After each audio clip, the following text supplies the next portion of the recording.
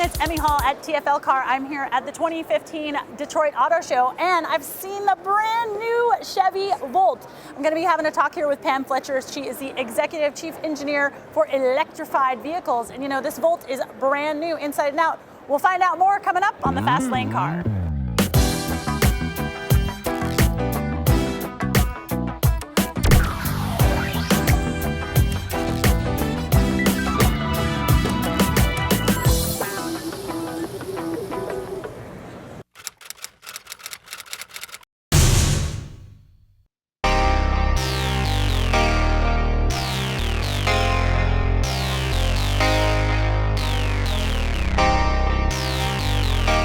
So Pam, this thing is brand new. I know you've got a new interior, new exterior. Tell me how you guys decided to come up and why now? Why redesign now? Yeah, the entire car is brand new. You know, the first generation car has been out since the end of 2010. Customers absolutely loved it. Our owners are the most satisfied in the industry.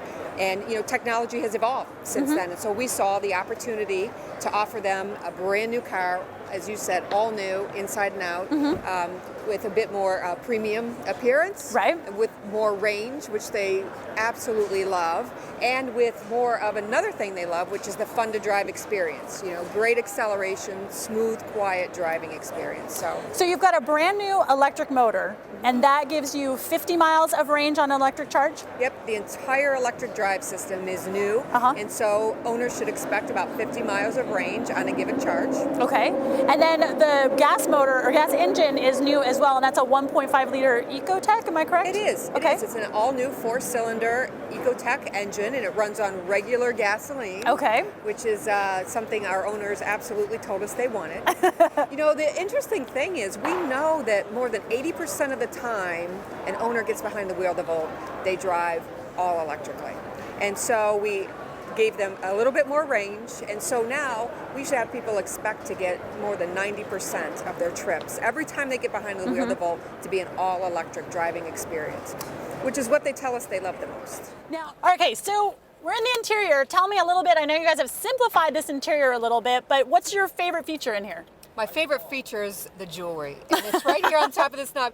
It looks simple, but you know, look a little closer, Emmy. You can see where there's a graphic in it that matches the exact graphic on the grille on the front of the car. Ooh, and then details. It's in this beautiful electric blue. You know, if you remember the first generation Volt, we always have the blue start-stop switch, and we've just kind of carried that through on a few little details that really make it special. Nice. Those kinds of details are really what makes a car stand out. You know, you guys have really thought to care about those little things that really make a car fantastic. Yeah, I can go on and on. You see this slot. I love this slot. I know, I can put my phone right there. My phone when I put on the brakes or I accelerate, which this car has great acceleration. It doesn't slide, you know, back in the seat or back into one of the cup holders. More storage space here. But I'd say most importantly, you know, the car has a real premium feel to it. You know, you can see a lot of details and touches with the piano black treatment, with the bezels and bright deco trim that you see. You'll also notice just the intuitive, simplified controls. Our owners were very clear on what they wanted. They wanted the infotainment simple, and you know, when you look at these icons, they probably look pretty familiar to you. You know, something that you could very much see on other devices that you have. Now, we haven't really talked about horsepower and torque numbers. Can you talk about those at all? Absolutely. So this car, as you know, accelerates faster than the first generation car, and that's because we have more torque than we had in the first generation car. We have about 294 foot-pounds versus about 273 foot-pounds in the first gen. The horsepower number is almost identical, but those new electric motors that we're talking about, very powerful, yet smaller. You know, the technology has really allowed us to make some great strides. And it's nice to have that torque available at 1 RPM, you know, like it's just right off the bat, you can kick everyone's butt right off the line. Right, I call it that kick in the pants. Yeah. People really like that, right? The car just goes. There's no lag, there's no weight, there's no shifting, it just goes. Yeah, that's one of the best things about driving a vehicle in electric mode is that instant torque. It's so much fun. Absolutely. Yeah, and that is number one. That is what people say they love the most, is that fun to drive experience. Definitely.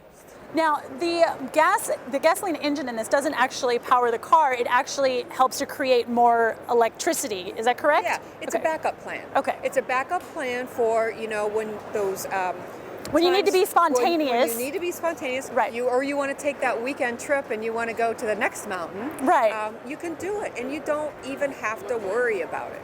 Yeah, I have driven in all electric vehicles, and I try to live kind of a spontaneous life, and you realize, I can't go out tonight, you guys, because I only have 5 miles left on my car. So having that backup gasoline engine really helps bring the EV into normalcy for commuters and for people. They could actually use this as their daily driver and not need to have another longer range car. That's it. We say the beauty of the Volt is it can be your only car. You can have an electric car, drive electrically most all the time, but it can be your only car, and that's really, really what makes it special. It's the only car like that. And the combination range is about 200 miles?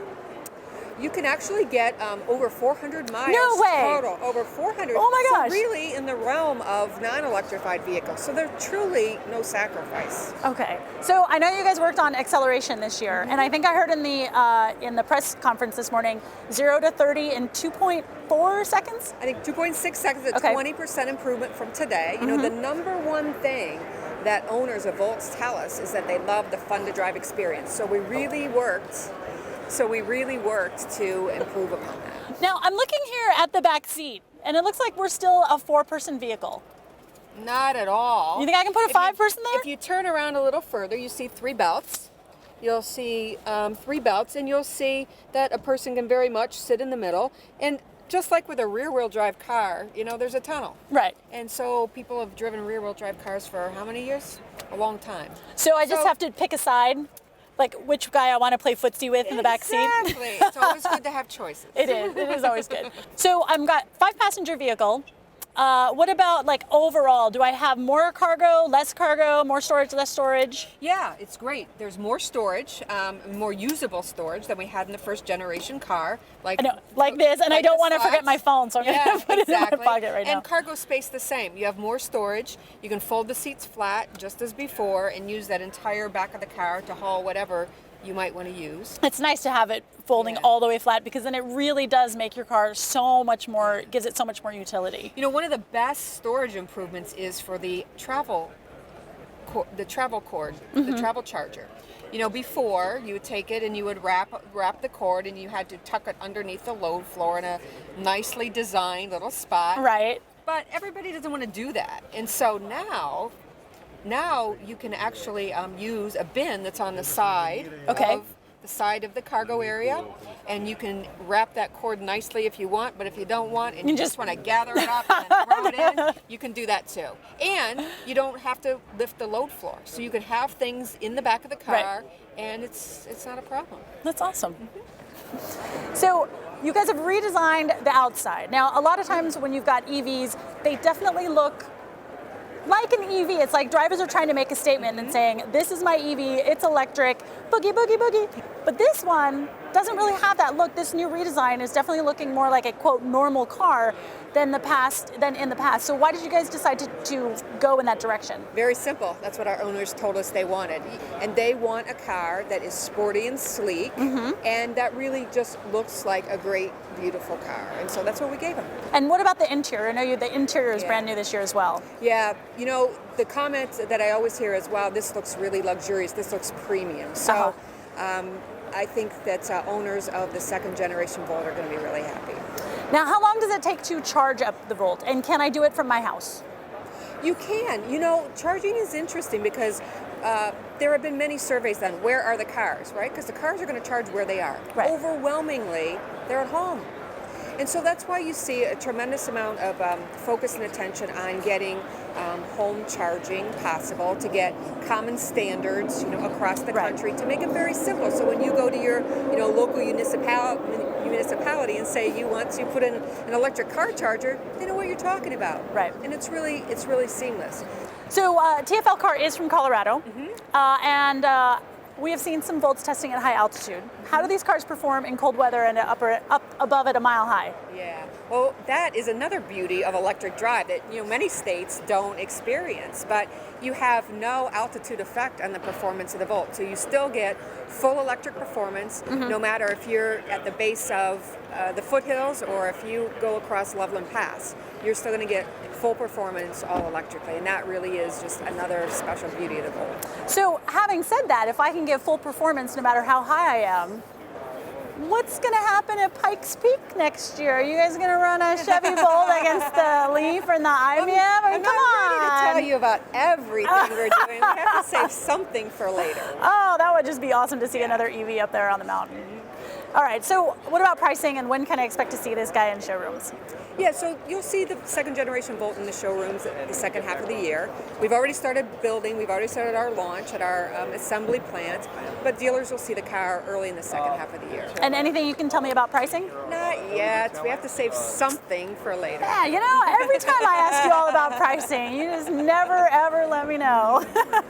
Now, what's your last question? What's your favorite feature on the new Volt? Oh my goodness, there are so many. They're simple.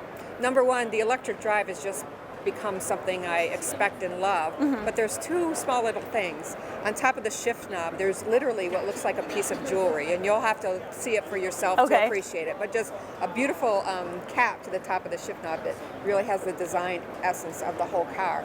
And then there's a nice little slot to put your cell phone. Because I don't know about you, but I'm always looking at where's my phone, and now there's a slot that exactly fits my phone, and I love that. Awesome. Well, thank you so much, Pam. I appreciate your time. Again, this is Emmy Hall at the 2015 Detroit Auto Show here with the 2016 Chevy Volt. Thanks so much for watching. You can go to tflcar.com for more news, views, and real-world reviews. Thanks so much for watching, y'all. Bye.